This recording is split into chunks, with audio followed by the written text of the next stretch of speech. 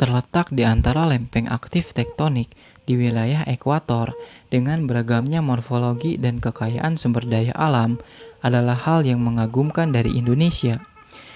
Negara ini mendapatkan karunia yang sangat lengkap, mulai dari iklim tropis, keanekaragaman flora dan fauna, keberagaman suku bangsa, posisi yang strategis dan luas, serta kekayaan sumber daya lainnya yang patut kita syukuri.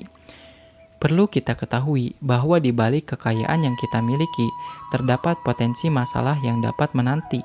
Salah satu masalah tersebut adalah bencana alam. Apa itu bencana alam?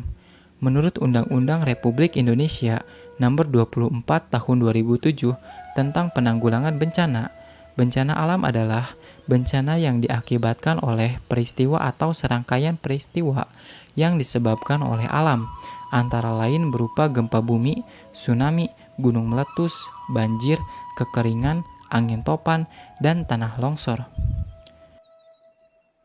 Di video ini, saya akan membahas mengenai tanah longsor dan mitigasinya.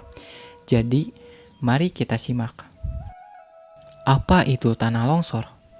Tanah longsor merupakan suatu peristiwa geologi yang terjadi akibat gerakan massa tanah atau batuan yang menuruni lereng akibat terganggunya kestabilan tanah atau batuan penyusun lereng. Tanah longsor merupakan bencana alam yang sering terjadi di Indonesia. Biasanya, longsor terjadi di wilayah dataran tinggi seperti pegunungan, bukit, lereng yang curam, maupun tebing. Longsor juga bisa terjadi di lahan pertanian dan perkebunan dengan kondisi tanah yang miring. Peristiwa longsor sering terjadi pada musim hujan.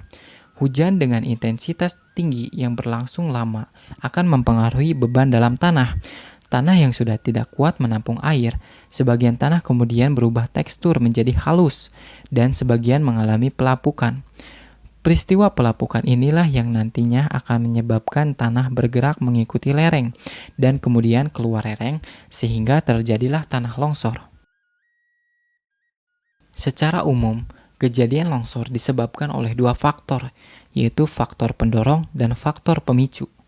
Faktor pendorong adalah faktor-faktor yang mempengaruhi kondisi material, sedangkan faktor pemicu adalah faktor yang menyebabkan bergeraknya material tanah, meliputi gempa bumi, saluran air bocor dan tumpah, hujan deras dan lama menyebabkan erosi, hujan berturut-turut 1-4 hari menyebabkan struktur lereng menjadi lemah, dan faktor manusia seperti merubah lahan menjadi lahan basah atau pertanian atau perkebunan, mendirikan bangunan yang memiliki beban berat di lereng, penebangan pohon secara masif, dan pemotongan lereng di bagian bawah.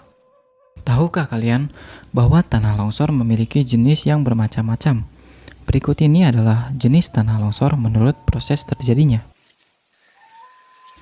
Jatuhan.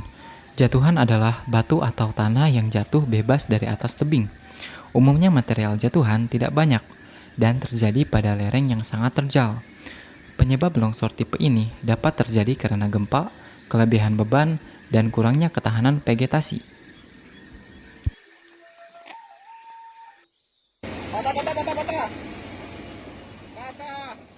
Longsoran. Longsoran adalah massa tanah bergerak di sepanjang lereng dengan bidang longsoran yang melengkung atau memutar dan mendatar. Longsoran dengan bidang longsoran melengkung biasanya bergerak perlahan-lahan atau merayap, tetapi merusak dan meruntuhkan bangunan di atasnya, sehingga mengancam keselamatan penghuninya.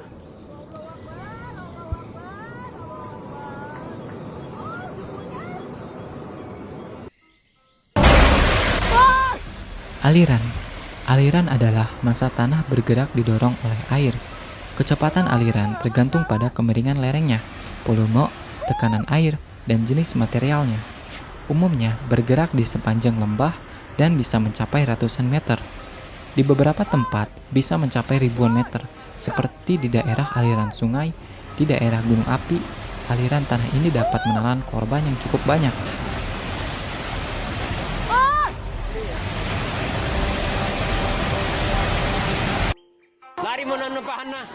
Gabungan.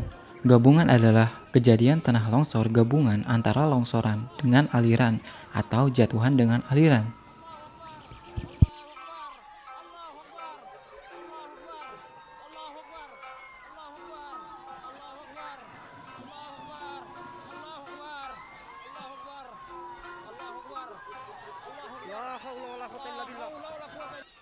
Selanjutnya kita akan membahas mengenai mitigasi. Mitigasi tanah longsor pada prinsipnya bertujuan untuk meminimumkan dampak korban jiwa dan kerugian fisik dengan melakukan serangkaian upaya melalui pencegahan, penanganan, dan pengendalian risiko bencana. Berikut ini adalah tahapan mitigasi bencana tanah longsor. Pra-bencana. Lakukan kajian bahaya meliputi identifikasi morfologi dan endapan-endapan longsor masa lalu dengan metode geologi teknik atau geoteknik untuk memperhitungkan kemungkinan kejadian longsor kembali yang mengancam pemukiman atau prasarana penting. Identifikasi faktor pengontrol yang dominan mengganggu kestabilan lereng, serta kemungkinan faktor pemicu seperti gempa bumi, badai, hujan deras, dan sebagainya. Pemetaan topografi untuk mengetahui tingkat kelerengan. Pemetaan geologi untuk mengetahui stratigrafi lereng, mengetahui jenis tanah dan batuan penyusun lereng dengan sifat keteknikannya, serta mengetahui sebaran tanah atau batuan tersebut. Pemetaan geohidrologi untuk mengetahui kondisi air tanah. Pemetaan tingkat kerentanan gerakan massa tanah atau longsoran dengan cara mengombinasikan atau menampalkan hasil penyelidikan di poin 1 dan 2, serta hasil pemetaan di poin 3, 4, 5, 6, 7. Identifikasi pemanfaatan lahan yang berupa daerah tanah urugan, timbunan, sampah, atau tanah. Antisipasi bahaya longsor susulan pada endapan longsoran yang baru. Kenali tanda-tanda gejala atau ciri-ciri tanah longsor, yaitu hujan berlangsung lama, munculnya retakan-retakan di lereng yang sejajar dengan arah tebing, biasanya terjadi setelah hujan.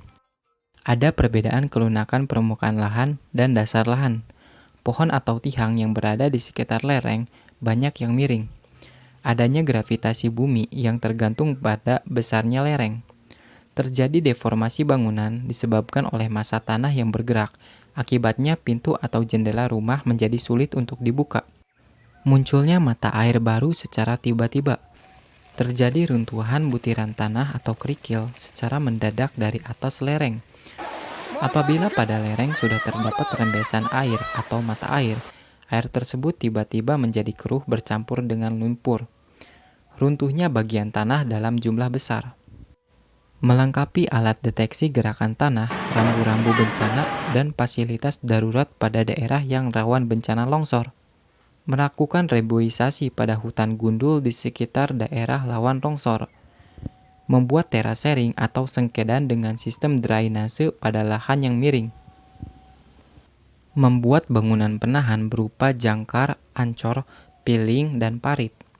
Hindari mendirikan bangunan permukiman atau fasilitas lainnya di sekitar lereng. Meningkatkan atau memperbaiki dan memelihara drainase, baik air permukaan maupun air tanah, yang berfungsi untuk menjauhkan air dari lereng agar air tidak meresap ke dalam tanah secara langsung. Siapkan logistik darurat meliputi makanan, minuman, obat-obatan, pakaian, lampu, senter, dan tempatkan surat-surat dan barang-barang berharga dalam satu tempat. Simak informasi dari internet, TV, dan radio mengenai informasi hujan dan kemungkinan tanah longsor. Bekerja sama dengan instansi pemerintah seperti BNPB atau BPBD untuk melakukan penyuluhan mitigasi pada daerah yang memiliki potensi bencana longsor. Saat bencana.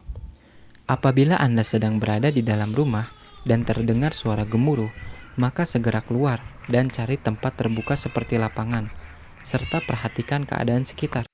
Periksa orang-orang di sekitar dan ingatkan untuk menjauh dari zona bahaya. Berikan pertolongan kepada orang-orang yang sedang mengalami kesulitan. Hubungi pihak-pihak terkait untuk meminta bantuan seperti desa terdekat dan BPBD. Setelah bencana, dirikan tempat pengungsian darurat pada wilayah yang aman. Buat fasilitas darurat seperti toilet, dapur umum, dan medis. Saling berkoordinasi antara masyarakat dengan tim pertolongan bencana. Selamatkan korban secepatnya ke wilayah aman. Jika cuaca sudah membaik, segera lakukan pemulihan bencana. Bencana dapat terjadi kapan saja, tidak mengenal di mana tempatnya, siapa korbannya, dan kapan waktunya. Tugas kita sebagai masyarakat yang tinggal di wilayah potensi bencana adalah dengan mempersiapkan diri untuk menghadapi bencana melalui upaya mitigasi. Dan jangan lupa untuk selalu berdoa kepada Allah Subhanahu wa taala agar selalu melindungi kita dari segala macam bahaya.